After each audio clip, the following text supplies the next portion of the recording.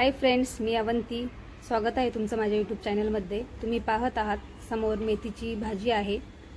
ती मी निसून घेतलेली आहे. त्यासाठी लागणारे हे साहित्य आहे: हिरवी मिरची, लसूण, जिरे आणि हा शेंगदाण्याचा बारीक कूट करून घेतलेला आहे. ही भाजी मी निसून स्वच्छ धुवून घेतलेली आहे.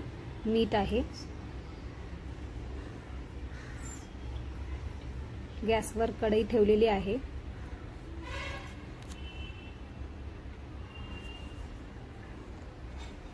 हे मी तुम्हाला भाजीसाठी लागणारं साहित्य सगळं दाखवून घेतलेलं आहे. कढई तापत ठेवलेली आहे.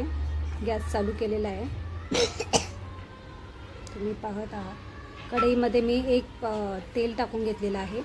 त्यामध्ये आता आपण घेतलेला लसूण पाकळ्या मी त्याच्यामध्ये परतायला टाकलेल्या आहेत.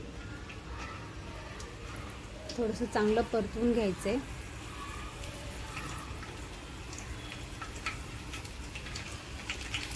त्यानंतर मी त्याच्यामध्ये आपण घेतलेले जिरे टाकलेले आहे. ते पण चांगलं परतवून घ्यायचंय.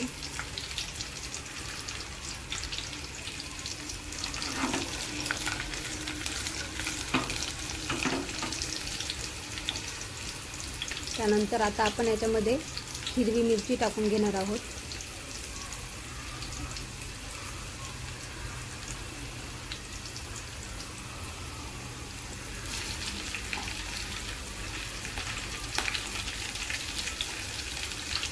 हिरवी मिरचीचे काप तुम्हाला मोठे लहान जशा साईजमध्ये हवे तुम्ही कट करू शकता. भाजीतून ज्यांना तिखट नसेल आवडत भाजीतून काढता येईल अशा प्रकारे तुम्ही ती कट करून घेऊ शकता. छान परतवून घेते मी हिरवी मिरची, लसूण आणि जिरे. ह्या भाजीला जास्त काही लागत नाही आणि चवीलाही खूप छान लागते. थंडीमध्ये मेथीची भाजी खूप चांगली असते आणि ती अवेलेबल पण असते. तर ही भाजी आहे जी मी धुवून घेतलेली आहे. जिरे, लसूण, हिरवी मिरची परतल्यानंतर आता आपण यामध्ये भाजी टाकत आहोत. थोडी थोडी सगळी भाजी याच्यामध्ये टाकून घ्यायची कढईमध्ये.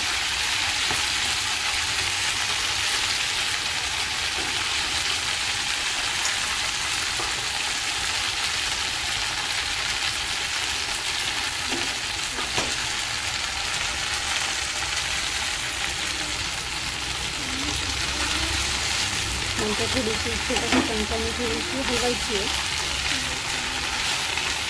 थोडंसं मिक्स करून घ्यायचं.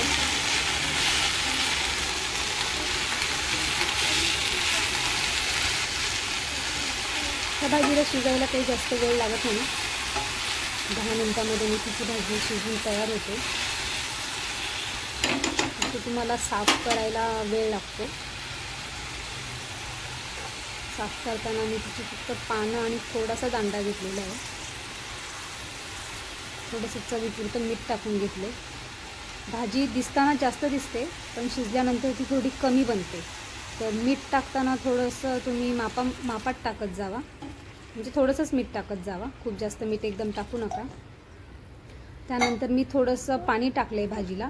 काही लोक भाजीमध्ये पाणी टाकता पण ही भाजी अंगच्या पाण्याने पण शिजवून घेतात.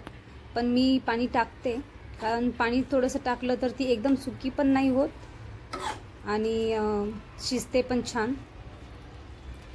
म्हणून मी त्याच्यामध्ये थोडासा पाण्याचा वापर करत असते. पाणी नाही टाकलं तर मग ती एकदम सुकी बनते.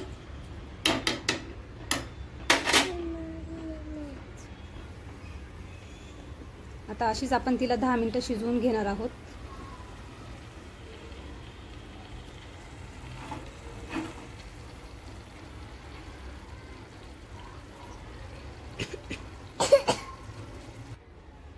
दहा मिनिटं झालेली आहेत. आता ही आपली भाजी शिजलेली आहे. तुम्ही पाहू शकता. बघा किती छान दिसत आहे. मस्त एकदम हिरवीगार. थोडीशी मिक्स करून घेते मी आता तिला. पाणी टाकल्यामुळे बघा शिजली पण खूप मऊ छान आणि एकदम अशी सुकी पण झालेली नाही आहे.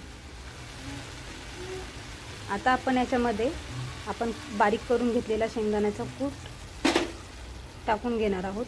हा कूट आहे. शेंगदाण्याचा कूट तुम्ही तुमच्या आवडीप्रमाणे टाकू शकता, कमी जास्त तुम्हाला जसं आवडत असेल तसा. पण शेंगदाण्याचा कूट थोडा जास्त टाकला तरी ह्या भाजीमध्ये खूप छान लागतो. भाजी चवीला खूप छान लागते. शेंगदाणे मी भाजून बारीक करून घेतलेले आहेत. शेंगदाण्याचा कूट टाकून ही भाजी आपण मिक्स करून घेतोय.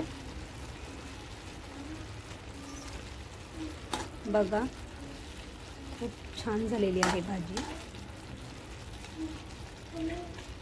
आता आपली ही भाजी पूर्णपणे तयार आहे. शेंगदाण्याचा कूट टाकल्यानंतर फक्त 2 मिनिट जरी तुम्ही बारीक गॅसवरती ठेवली, त्यानंतर गॅस बंद केला तरी चालतो. ही भाजी तुम्ही चपाती, बाजरीची भाकरी कशाही बरोबर खाऊ शकता. अगदी छान लागते. कशी वाटली तुम्हाला माझी रेसिपी? नक्की पहा, बनवून पण पहा. मार्केटमध्ये अगदी सहज अवेलेबल होणारी ही भाजी आहे. थंडीच्या दिवसांमध्ये तर असते आणि खाल्लेली पण चांगली असते थंडीच्या दिवसांमध्ये.